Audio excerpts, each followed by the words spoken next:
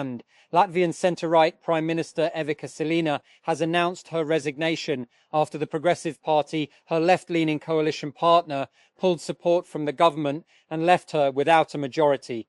"I am resigning, but I am not giving up," Selina, who has been Prime Minister since 2023, said in a televised statement on Thursday. That Italian football is facing another embarrassment to add to the country's failure to qualify for a third consecutive World Cup. With just 3 days to go until the start of the penultimate round of Serie A fixtures, Italy's top-flight league, half the teams do not know when their matches will be played. And Beirut, Lebanon. A new round of negotiations between Israel and Lebanon will take place on Thursday and Friday, repeatedly ignored by Israel, which is set to expire on Sunday. It will be the third time the Lebanese and Israeli delegations meet face-to-face this year, after the countries' respective ambassadors gathered in Washington, D.C. on April 14, followed by a second round of talks on April 23. That Russian drone strikes collapsed a residential building in the Ukrainian capital. Ukrainian officials say Russia launched more than 1,500 drones since Wednesday, despite a US-mediated ceasefire proposal. Audrey McAlpine reports from Kyiv. And Iran's Football Federation chief says no visas have yet been issued for the national team to play World Cup games in the United States, state media reported. "Tomorrow or the day after tomorrow, we will have a decisive meeting with FIFA. They must give us guarantees because the visa issue has still not been resolved." The state news agency IRNA quoted Federation chief Mehdi Taj as saying on Thursday. And Uber is expanding its technology footprint in India with new engineering campuses and a data center partnership aimed at supporting its overall product development and infrastructure operations. On Thursday, Uber detailed plans to open 2 new campuses that can fit around 9,600 people in Bengaluru and Hyderabad by the end of 2027. The offices will add to Uber's existing operations in the 2 Indian cities, both of which are hubs for software and engineering. And your shot at VC access, global visibility, TechCrunch coverage, and $100,000 equity-free funding is running out. Dartscat Battlefield 200 applications officially close in just 2 weeks. If you're building a breakout startup or know a founder who is, now is the time to act.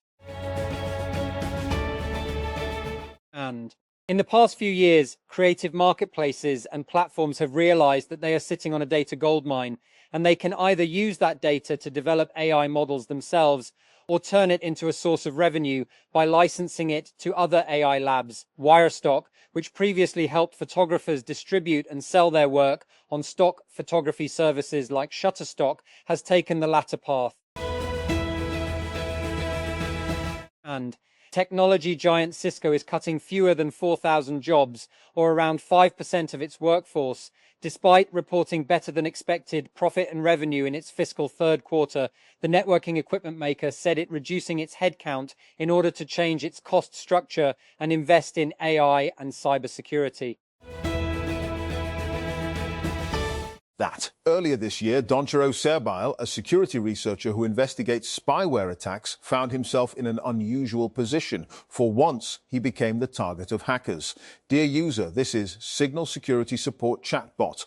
We have noticed suspicious activity on your device, which could have led to data leak," read a message he received on his Signal account. That Xiaomi has already started its Android 17 developer preview program for select devices, but several phones and tablets are still waiting for the HyperOS 3.1 update. The pending list mainly includes budget and some mid-range devices, while most eligible high-end models have already received the update. And the Finance Division has issued a clarification on recent reports regarding civil government expenditure and saying aggregate spending figures were presented without proper context and created a misleading impression about the scale and nature of federal spending. In a statement issued on Thursday, and the ministry said much of the increase in expenditure was linked to salary adjustments announced in the federal budget and allocations for key public health initiatives, particularly the expanded program on immunization. And Mariam Nafees isn't exactly on board with the way traditional joint family systems work in Pakistan, especially when it comes to the relationship dynamic between sons and their parents. The actor spoke against the dichotomy drawn between adult sons and daughters when she appeared on Good Morning Pakistan on Tuesday to speak about the insecurities women face in life. And Iran's Foreign Minister Abbas Araghchi accused the United Arab Emirates, UAE, of direct involvement in military operations against his country during a BRICS meeting in New Delhi on Thursday, Iranian state media reported. And the spat comes a day after the UAE denied a statement by Israeli Prime Minister Benjamin Netanyahu that he visited the Gulf country during the Iran war, and to which Araghchi already reacted by saying that those colluding with Israel to sow division will be held to account. That. Hina Altaf has called for unity among women after she was faced with a distressing situation involving a predator at the workplace. The actor posted a story on Instagram on Wednesday saying she had come across the individual at work and was able to make an excuse and get herself out of that situation because she had her wits about her.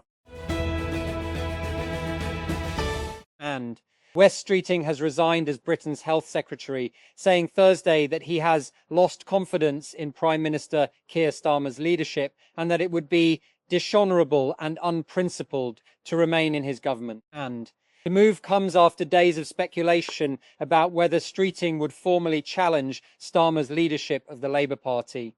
In his letter to the Prime Minister, Streeting announced his resignation from government but did not say that he was launching a leadership contest. And British Health Secretary Wes Streeting has resigned from the ruling Labour government, deepening a crisis that threatens to topple Prime Minister Keir Starmer after less than 2 years in office. Starmer is under growing pressure step down following disastrous results in last week's local elections. That. Chinese President Xi Jinping has warned his United States counterpart, Donald Trump, that missteps on Taiwan could push their two countries into conflict. A stark opening salvo as the two leaders meet in Beijing for a summit. Trump arrived in China with accolades for his host, calling Xi a great leader and friend, and extending an invitation for Xi to visit the White House in September. And dust storms, heavy rain and lightning have killed at least 96 people in the northern Indian state of Uttar Pradesh and damaged homes and other structures, officials said. According to them, more than 50 people were injured in these weather-related incidents, several districts of Uttar Pradesh, India's most populous state, on Wednesday.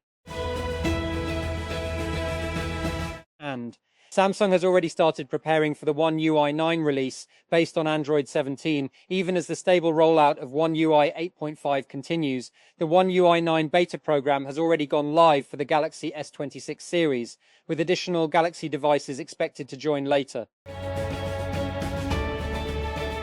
And Nexon, the developer behind the massively popular online survival shooter game Ark Raiders, said in its Q1 2026 earnings report that the game has surpassed 16 million units sold in around 6.5 months. And the game sold 4.6 million units during Q1 2026 alone. ARCs had already reached 15.5 million sales by the end of the quarter before crossing the 16 million mark shortly afterward. And Nexon described it as the most successful new product launch in the company's history. That Vivo has started teasing the design of its upcoming Vivo S60 series in China. Han Boxiao, product manager at Vivo Communication Technology, recently shared new details about the lineup, highlighting a summer-inspired design theme with a reflective silver-white finish.